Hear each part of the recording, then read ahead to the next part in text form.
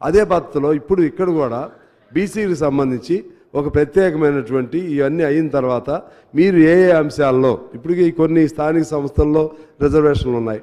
ఇంకా ఇప్పుడు పరిశ్రమల్లో రిజర్వేషన్ కావాలంటున్నారు. ఎందుకంటే రాను రాను కార్పొరేట్ సెక్టార్లు పెరిగిపోతూ ఉన్నాయి. ప్రభుత్వ రంగం లేదు, ఇప్పుడు ప్రభుత్వ రంగం తగ్గిపోతూ ఉంది.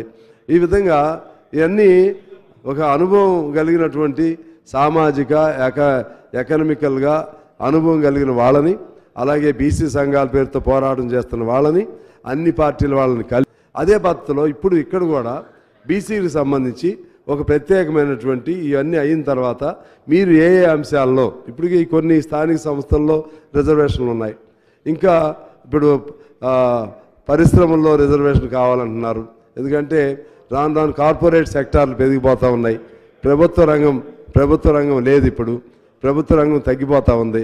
ఈ విధంగా ఇవన్నీ ఒక అనుభవం కలిగినటువంటి సామాజిక ఎకనామికల్గా అనుభవం కలిగిన వాళ్ళని, అలాగే బీసీ సంఘాల పేరుతో పోరాటం చేస్తున్న వాళ్ళని, అన్ని పార్టీల వాళ్ళని కలిసి అదే పద్ధతిలో ఇప్పుడు ఇక్కడ కూడా బీసీకి సంబంధించి ఒక ప్రత్యేకమైనటువంటి ఇవన్నీ అయిన తర్వాత మీరు ఏ ఏ అంశాల్లో ఇప్పటికీ కొన్ని స్థానిక సంస్థల్లో రిజర్వేషన్లు ఉన్నాయి.